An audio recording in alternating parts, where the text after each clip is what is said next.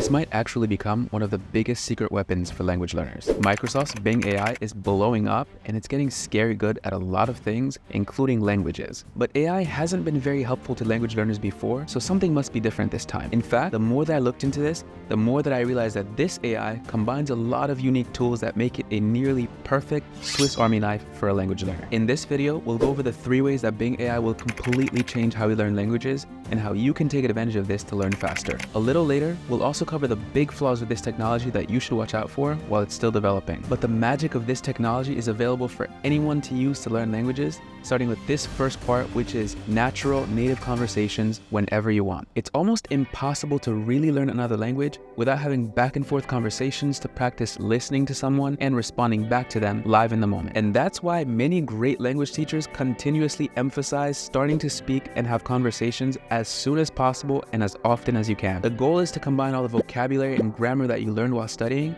in a real-time scenario to put everything together to produce sentences while training your ear to listen and understand. So does Bing AI make this easier? Take a look at this. Help me practice my English. Let's have a conversation about who is the best Avengers in a casual tone.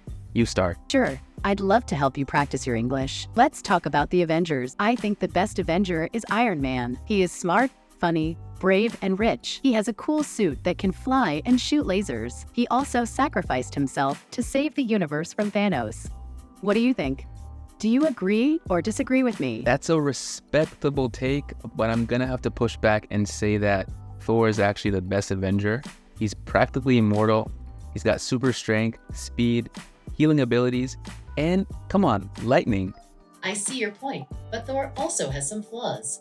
He can be arrogant, reckless, and stubborn. He lost his hammer, his eye, and his home. He also let himself go after the snap and became depressed and overweight. Wow, I was not expecting that. Within few clicks, I was able to start a conversation with Bing AI in the language of my choice, and it responded back to me to continue the conversation. This is part of what makes something like Bing AI so special. Take the traditional method, for example. Most students get told to find native speakers or conversation partners around them to practice speaking with. But a lot of people might not have native speaker friends that want to practice with them. And for the lucky few that do, you can't get back from work late at night and just decide to start practicing Spanish when you want. If your friend is asleep or busy, you'll have to schedule. And many others get embarrassed to make mistakes in front of other people. So they hold themselves back when practicing speaking with a peer, which kind of ruins the entire point of conversation practice. So why does this matter for AI? Well, AI is there for you whenever you're ready around your schedule. It's as good as native speakers in many languages, and it won't give you the same worry about making mistakes in front of someone. You can practice before going to talk to people. So the simple type of conversation you just saw already gets you most of the way there. But there are a few ways you can make this even more powerful. You can go from conversation to conversation plus corrector. This is when I ask the AI to not only have a dialogue with me, but to also correct me as we speak to help me learn better phrases. Take a look at this. Help me practice my English. Let's have a conversation where every time I make a grammatical mistake, you first correct me before continuing the conversation. Let's talk about whether it's more beneficial to go to college or to study online via YouTube and courses. You start the conversation. Sure. I'm happy to help you practice your English. Let's talk about the pros and cons of going to college versus studying online. I think both options have their advantages and disadvantages, depending on your goals, preferences, and circumstances. What do you think? I think that YouTube is most betterer than colleges all the time. Correction. You should say YouTube is better than colleges, or YouTube is the best option. You don't need to add to better or most to best. Help me practice my formal English by having a conversation with me where you try to use as many big and complex words as you can. And when I respond, help me try to improve my sentences by telling me how I can say them better. Greetings, this is Bing. I am delighted to assist you in enhancing your proficiency in formal English. Let us commence our discussion on the comparative advantages and disadvantages of pursuing higher education in a traditional institution versus an online platform.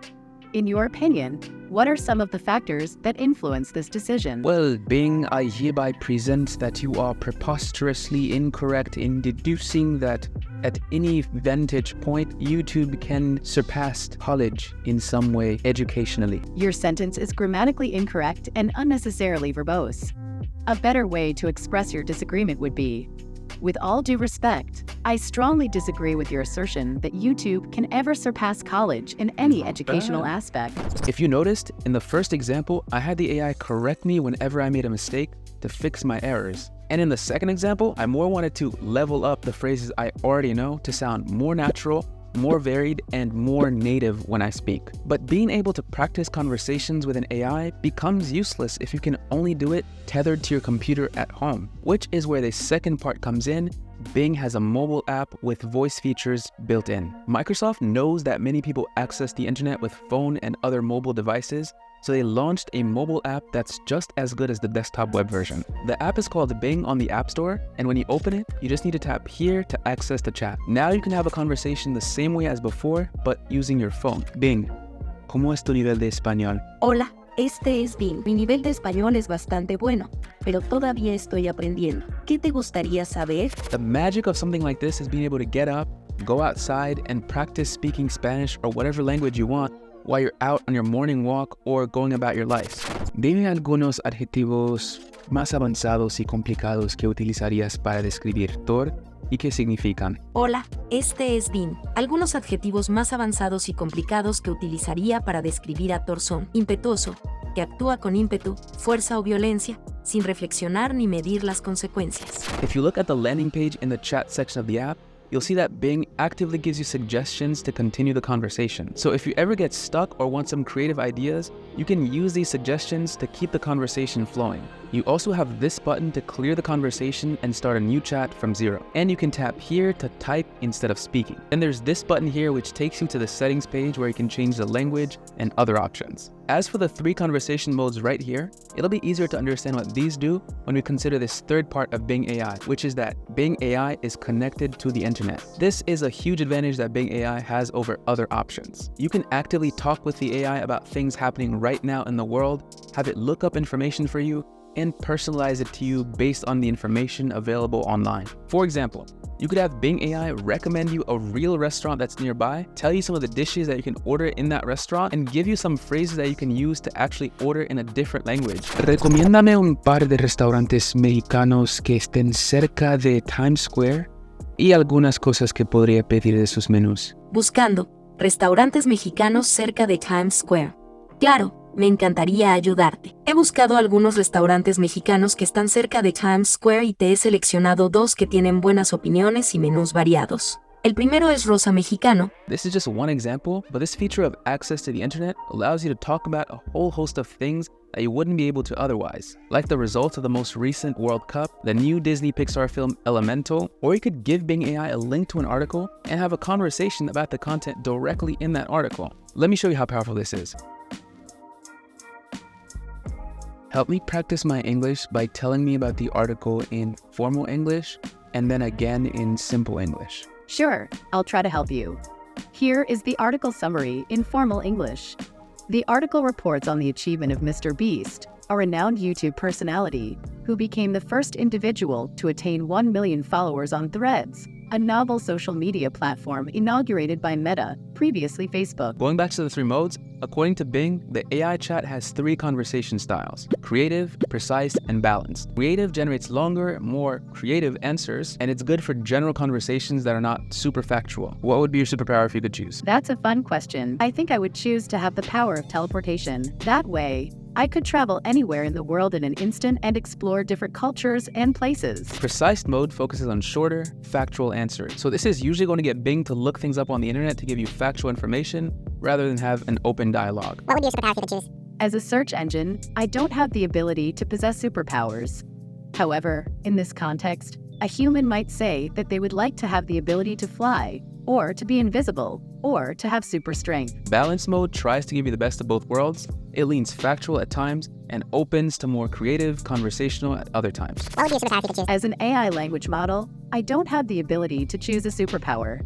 but if I could choose one, I would choose the power to help people in need. I generally recommend leaving it on creative mode for conversations, but you can also try balanced and precise to give those a try, especially if you want to talk about factual things. Now, while Bing AI is incredibly useful to language learners, there are a few critical flaws that you should watch out for with this tool while it's still developing. The first of these is that not every language is supported. Voice features do support a lot of language, around 106 by the time of this recording, but if the language you're learning is not here, this won't really work for you. Another challenge is that you can only really operate in one language at a time. You can only set one language, and Bing AI will both listen to you and respond to you in that language's accent. You can still type in whatever language you want, but the voice recognition and the accent it uses to respond to you will only work for one language at a time. The language is set to Spanish, but I'm gonna try speaking English and see what happens. Yeah, not great.